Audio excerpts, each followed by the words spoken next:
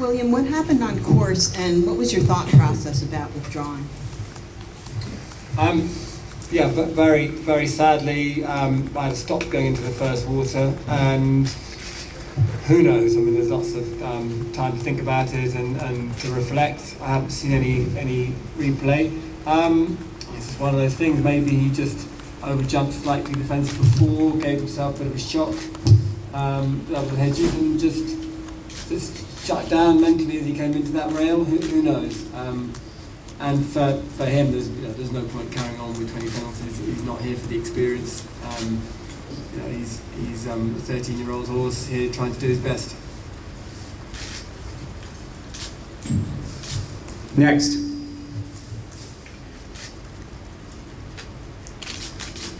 Okay, John. And then stay right here. Cheryl will go right to Julie. Buck, did you know about this Land Rover award? Did you go out there thinking, oh, I could win that today, or is this a complete shock to you?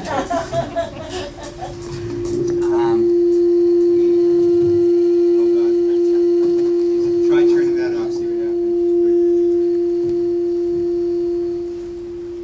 There we go. No. There we go. Good? Yeah. I did know about the Land Rover Award. It certainly wasn't in my head at the time.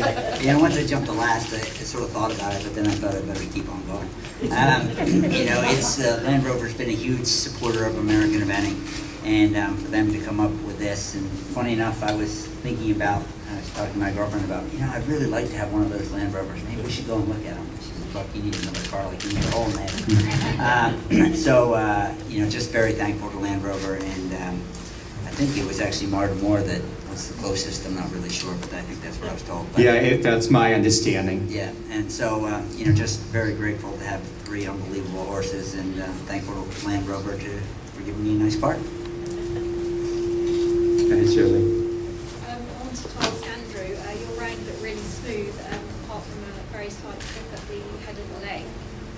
Did it feel as good as it looked? Yeah, he felt very, very good. Was very impressed with him. It's his first time at this level, and I wasn't quite sure if he would have enough gallop to, keep up the pace to the end. Because his breeding is an awful lot of warm blood in it. But he's been working very well at home, and I was quite amazed when I got to 8 minutes and told him we needed to up the pace a little bit, and he was very happy to, and wasn't slowing down at the finish. Nick, you ready again? I can see the look.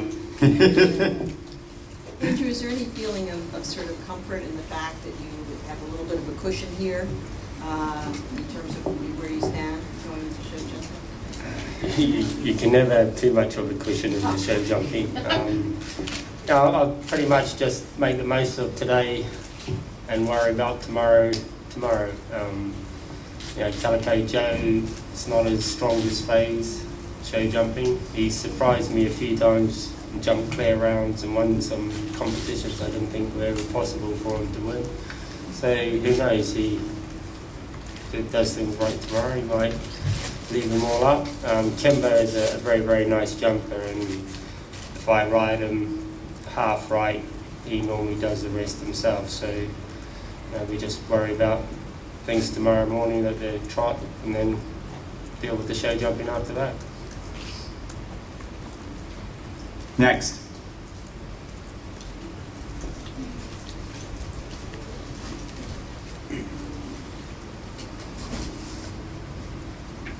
Buck, I know you have a very strong emotional attachment to Reggie, and he's not had the best luck here in the past. Can you just talk about how it feels to have today go the way it did? Yeah, he's been an amazing horse for me, and his whole career has been sort of wrecked by the stop of the World Games at the Sunday Road, and he had a dog chase him the year before that, or that same year, I'm not sure. But he's been unbelievable. He's had a wind surgery now, after last year, and he's just a different horse. I'm so fortunate to have him in my life, and have the Seagulls that have given me such an amazing horse. And he does everything I ask him. He shows up every single weekend, and just so lucky and thankful.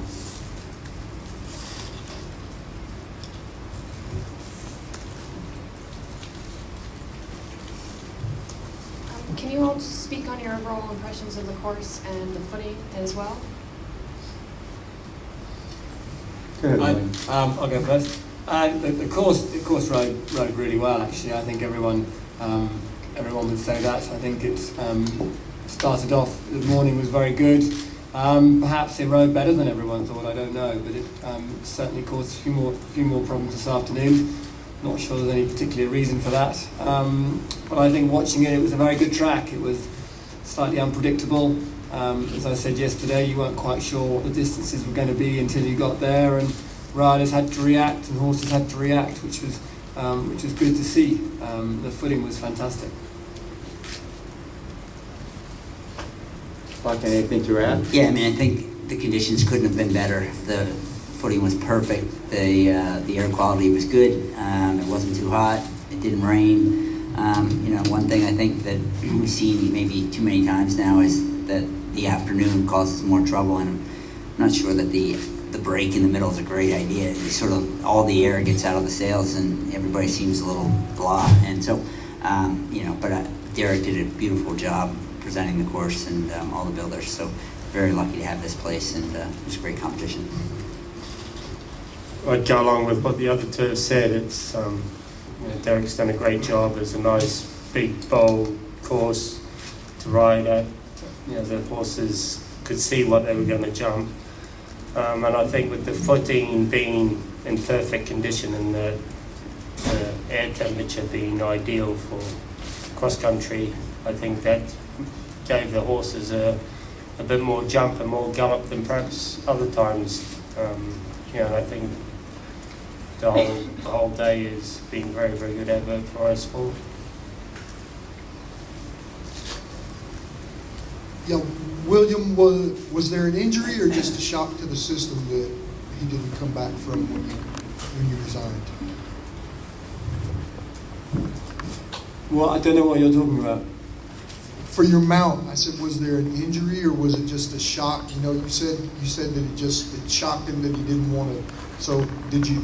Oh, I don't think he was injured. I think he got a bit of a fright. Just over jumped that hedge and found himself on the bottom of the bank in a bit of a heap, or maybe just got a bit perturbed by that. But no, I don't think he's injured. Anybody else? Because I know Buck is just dying to get behind the wheel, so he's looking at me. Come on, Marty, come on. But we'll take a last question if anybody else has.